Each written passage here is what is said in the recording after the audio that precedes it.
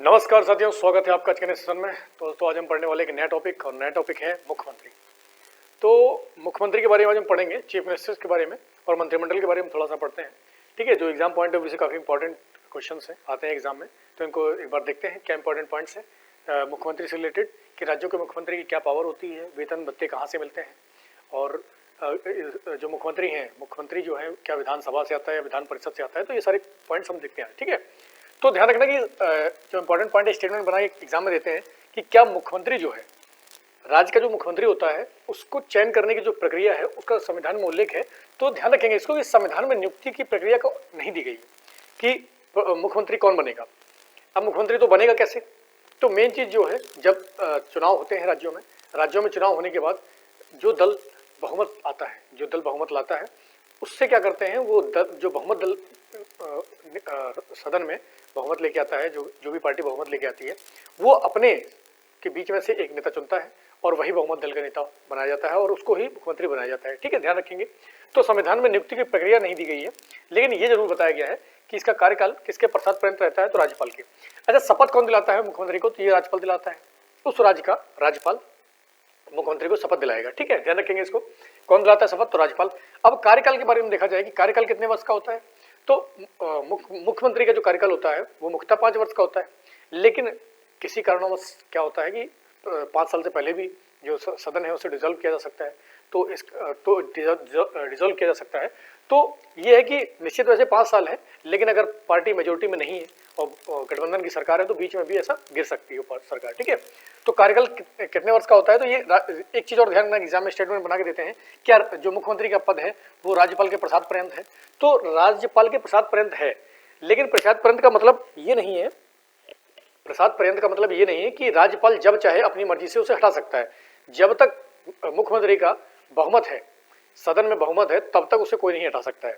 हाँ, अगर बहुमत नहीं है और उसके बाद जो विपक्षी पार्टी है वो बहुमत साबित करने के लिए बोलती है, बहुमत जो समय मेजोरिटी पार्टी है, समय जो शासन कर रही है, तो अगर ऐसा नहीं होता है तो राज्यपाल क्या करेगा, उसको हटा सकता है। ठीक है, इस चीज को ध्यान रखना।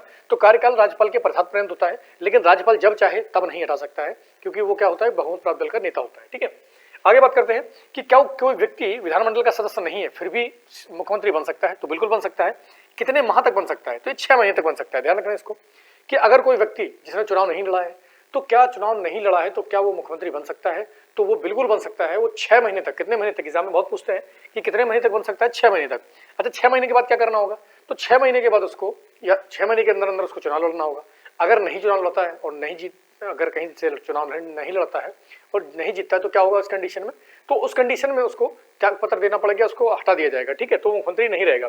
ऐसा कब हुआ, तो ऐसा हुआ पहली बार कि हरियाणा के एक सीएम बने थे बंसीलाल, तो वो किसी भी सदन के सदस्य नहीं थे, लेकिन वो मुख्यमंत्री बने थे।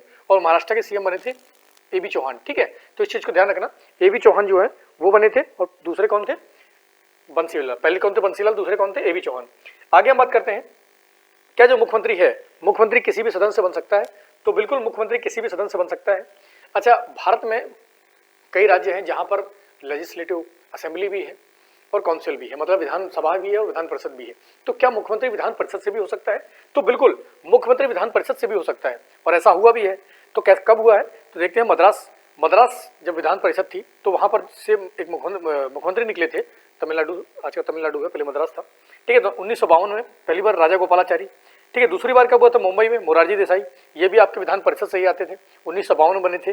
तीसरे उत्तर प्रदेश को भी खासकर ध्यान रखना कि CB गुप्ता, 1960 के दशक में क्या हुआ था कि CB गुप्ता साहब जो थे वो उत्तर प्रदेश के मुख्यमंत्री बने थे, और वो कहाँ से आते हैं, विधान परिषद से आते थे। और बिहार के कौन थे, BB मंडल, तो बिहार के कौन थे, BB मंडल, इसको भी ध्यान रखना, 1968 में।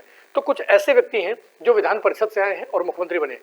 अधिकतर क्या होता है कि मुख्यतः विधानसभा से ही मुख्यमंत्री अपॉइंट होते हैं, लेकिन कभी कभी क्या होता है कि विधान परिषद से भी बने हैं। ये आपके सामने एग्जांपल्स हैं, राजा गोपालाचारी, मोरारजी देसाई, CB गुप्ता और BB मंडल। ठीक है, इनको ध्यान रखना। यहाँ से भी एग्जाम में आ जाता है कि उत्तर प्रदेश के कौन से मुख्यमंत्री थे जो विधान परिषद से आए, या मद्रास के कौन से मुख्यमंत्री थे जो विधान परिषद से आए। तो इस तरीके से हम ध्यान रखेंगे। अब वेतन और भत्तों की बात करते हैं। तो वेतन जो है, जो मुख्यमंत्री को वेतन दिए जाते हैं, इसको तय कौन करता है, तो ये राज्य की जो विधानमंडल है वो निर्धारित करती है कि मुख्यमंत्री को कितना वेतन दिया जाएगा, कितना नहीं दिया जाएगा। चलो जल्दी से कमेंट करके बताओ इस समय मुख्यमंत्री को कितना वेतन मिलता है। ठीक है, आगे हम बात करते हैं जिस प्रकार से जो प्रधानमंत्री होता है वो नीति आयोग का अध्यक्ष होता है, योजना बोर्ड का अध्यक्ष होता है, उसी तरीके से जो मुख्यमंत्री होता है वो राज्य योजना बोर्ड का अध्यक्ष होता है। ठीक है, इसको ध्यान रखेंगे हम कि राज्य योजना बोर्ड का अध्यक्ष कौन होता है, तो वो मुख्यमंत्री होता है, इसे भी कंठस्थ कर लेना। अब अगर बात करें कि जो राज्य का मुख्यमंत्री होता है, राज्य में मंत्रियों की संख्या कितनी होगी, तो ये भी एग्जाम में बहुत बार क्वेश्चन पूछा गया है कि राज्य में मंत्रियों की संख्या कितनी होगी। तो ध्यान रखेंगे कि मुख्यमंत्री समेत जो मंत्रियों की संख्या है वो 15% से अधिक नहीं होगी कभी। मुख्यमंत्री के साथ समेत 15% से अधिक मंत्रियों की संख्या नहीं हो सकती है, और कितने से कम नहीं हो सकती, तो 12% से कम नहीं हो सकती। इसको ध्यान रखना, बहुत सारे एग्जाम में यहाँ से क्वेश्चन बना हुआ है, इंपॉर्टेंट फैक्ट इसलिए मैंने डाला है, तो इसको ध्यान रखेंगे। और कौन सा संविधान संशोधन था ये, 51वां संविधान संशोधन। तो 51वां संविधान संशोधन आपका 2003 में हुआ था। इसमें एक चीज बोली गई कि मुख्यमंत्री समेत जो मंत्री हैं उनकी संख्या 15% ज्यादा नहीं होगी, ठीक है, और कितने परसेंट से कम नहीं होगी, 12% से कम नहीं होगी। तो इसको हम ध्यान रखेंगे, ये बहुत बार एग्जाम में क्वेश्चन बना है। अब आगे बहुत ज्यादा इंपॉर्टेंट क्वेश्चन पूछा था कि लेटेस्ट है कि इस समय विधान परिषदें कितनी है। तो भारत में इस समय विधान परिषदें कितनी है राज्यों में, तो 6 राज्यों में विधान परिषदें हैं। कितने राज्यों में, 6 राज्यों में विधान परिषदें। समय समय पर बहुत सारे राज्यों में विधान परिषद बनी है, फिर उनको हटा दिया गया, लेकिन प्रेजेंट में कितनी है, अभी लेटेस्ट अगर आंकड़ा देखें तो 6 राज्यों में है।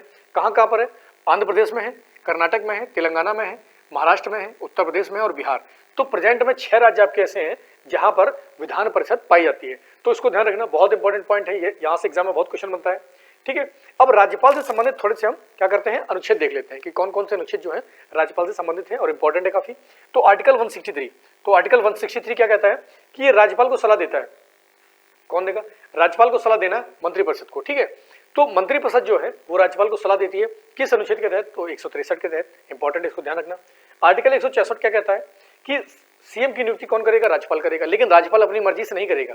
जो पार्टी बहुमत में आई है, ठीक है, जो पार्टी बहुमत में आई है सदन में, वो पार्टी अपने में से एक नेता चुनेगी और उस नेता को कौन अपॉइंट करेगा, तो राज्यपाल अपॉइंट करेगा। ठीक है, इस चीज को ध्यान रखना। तो सीएम की नियुक्ति कौन करेगा, राज्यपाल, लेकिन राज्यपाल अपनी मर्जी से नहीं करेगा, बहुमत दल के नेता को ही वो मुख्यमंत्री बनाता है। इसको ध्यान रखेंगे। अब आर्टिकल 164 में ही मुख्यमंत्री के वेतन के बारे में बताया गया है, शपथ के बारे में बताया गया है, योग्यताओं के बारे में बताया गया है कि योग्यता क्या होनी चाहिए। तो मुख्यमंत्री बनने के लिए आपको कम से कम कितनी उम्र एज होनी चाहिए, तो लगभग जैसे आप विधानसभा के सदस्य बनते हैं, तो विधानसभा के सदस्य बनने के लिए आपके पास कितनी उम्र होनी चाहिए, जल्दी से बताएंगे। ठीक है, कमेंट करके बताना कि विधानसभा सदस्य बनने के लिए आपके पास मिनिमम एज क्राइटेरिया कितना होना चाहिए। ठीक है, अब आर्टिकल 167 जो है वो मुख्यमंत्री के कर्तव्यों के बारे में बताता है कि मुख्यमंत्री के क्या क्या कर्तव्य हैं। तो ये सारे बहुत इंपॉर्टेंट पॉइंट है, ये अधिकतर मुख्यमंत्री से रिलेटेड क्वेश्चन इस एग्जाम में बहुत ज्यादा पूछे जाते हैं। कार्यकाल वगैरह हो गया, शपथ हो गया, क्या जो मुख्यमंत्री है राज्यपाल के प्रसाद पर्यंत रहता है कि नहीं रहता है, तो ये भी ध्यान रखेंगे कि रहता है। ठीक है, लेकिन प्रसाद पर्यंत का मतलब ये नहीं होता है कि जब भी चाहे उसको हटा सकता है। तो इस तरीके से देख लो, ये बंसीलाल पहले थे जो सदस्य नहीं थे, फिर भी वो मुख्यमंत्री बने थे। और बाकी आपके जो किसी भी जो विधान परिषद से आए सदस्य हैं वो ये है मद्रास से, मुंबई से राजागोपालाचारी, मोरारजी देसाई, सीबी गुप्ता और बीवी मंडल। तो ये काफी एग्जाम में विधान परिषद बहुत ज्यादा पूछा था कितने राज्यों में है, तो 6 राज्यों में भी विधान परिषद है। तो ये सारे इंपॉर्टेंट पॉइंट है, इनको लगातार रिवीजन करो, लगातार पढ़ाई करो। आज के लिए इतने बहुत है, कल फिर एक नया टॉपिक लेके आएंगे, तब तक के लिए जय हिंद।